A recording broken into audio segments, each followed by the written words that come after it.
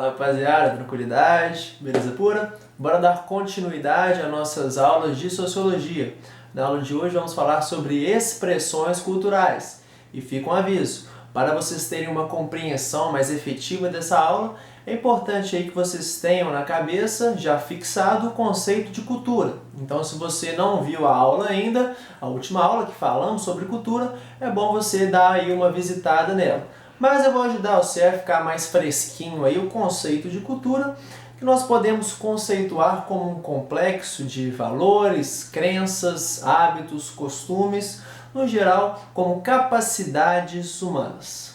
Capacidades humanas está relacionado ao aprendizado, à adaptabilidade de aprendizagem do ser humano, que só é possível também a uma linguagem complexa, que possibilita a gente a falar para o outro o que nós aprendemos e falar sobre o que nós aprendemos aí também desenvolvendo novas ideias que vão desembocar na mudança das culturas. Isso tem a ver também com o que nós falamos do dinamismo das culturas, que elas não são algo estático.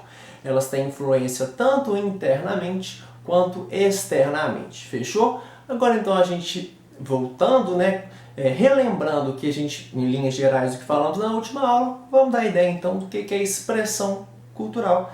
Expressão cultural que é a manifestação de uma cultura. O que caracteriza, o que dá identidade, o que dá identificação, ou seja, o que torna aquela cultura única. Essa é a importância da manifestação cultural, que nos ajuda a compreender melhor também a pluralidade de culturas e de expressões culturais.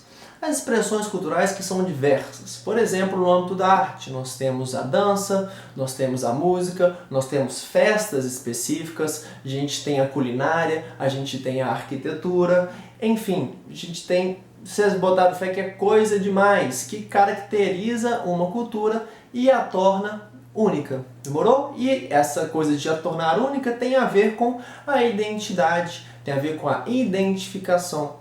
Isso é muito importante, por quê? Porque a gente com isso compreende então as culturas como sendo individuais e aí a gente evita sobrepor uma cultura em relação à outra.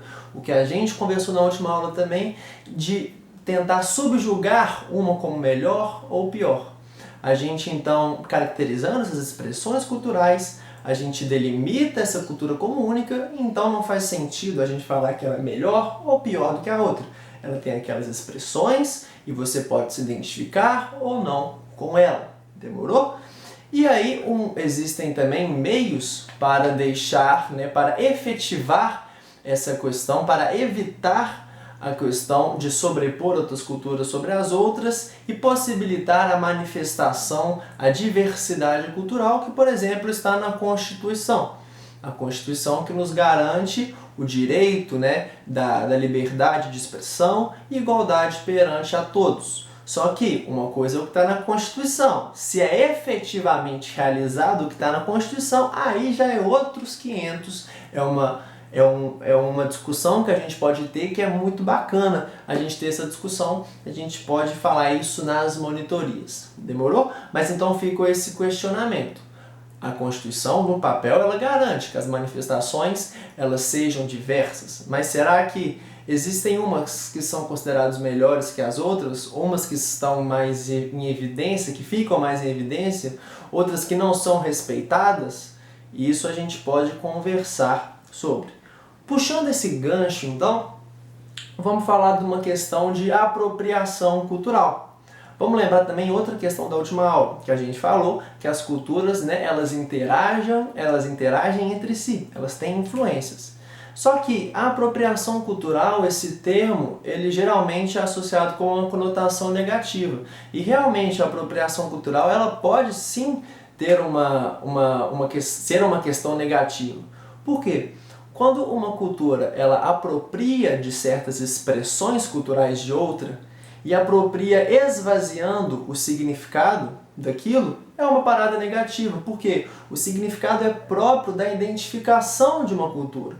E quando você se apropria disso, esvaziando esse sentido, é como se fosse uma falta de respeito com a outra cultura. que atribui um sentido, que atribui um significado, que tem uma sensação de pertencimento a essa manifestação cultural, beleza? Então esse é um debate também muito legal, que aqui eu só deixo no ar aqui para vocês, que a gente pode aprofundar depois. A intenção das aulas é levantar a bola para a gente cortar nas nossas discussões nas monitorias, bota fé?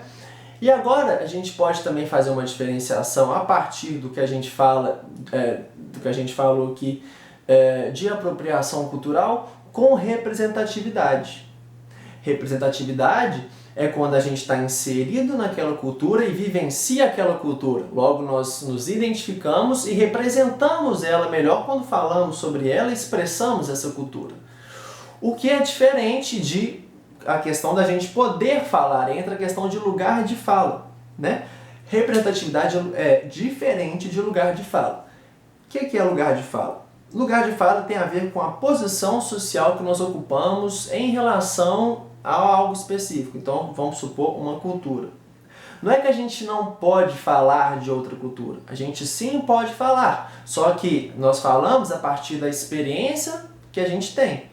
A gente tem uma certa experiência a partir de um lugar social que a gente ocupa. Se a gente fala de uma cultura que não nos pertence, a gente fala a partir deste lugar de não pertencimento a essa cultura. Mas isso não anula o fato de nós podermos falar sobre ela. Essa é a diferença de representatividade. Lógico que uma pessoa falando sobre uma cultura que ela mesma está inserida, ela vai ter mais representatividade. O que não significa que outra pessoa fora dessa cultura também possa falar. Só que ela vai falar a partir do seu lugar, do lugar social que ela ocupa. E isso é lugar de fala. Essa é a verdadeira compreensão de lugar de fala. Não é que lugar de fala anula certas pessoas sobre certos temas. Na verdade, ele faz o contrário. Só que a intenção é justamente delimitar o seu lugar a partir da posição social que você ocupa, diferenciando as diferentes perspectivas que você tem em relação à parada abordada, demorou? E isso é muito legal quando a gente bota em relação a expressões culturais. Vocês fecharam aí? Entenderam? Show de bola? Então, galera, o que eu queria trazer para a aula de hoje é isso. Falamos de expressões culturais a partir do nosso conceito de cultura e a partir disso a gente se deu conta da pluralidade dos temas que isso pode aí desencadear, demorou? Essa é a intenção, a matéria vai ser algo cumulativo.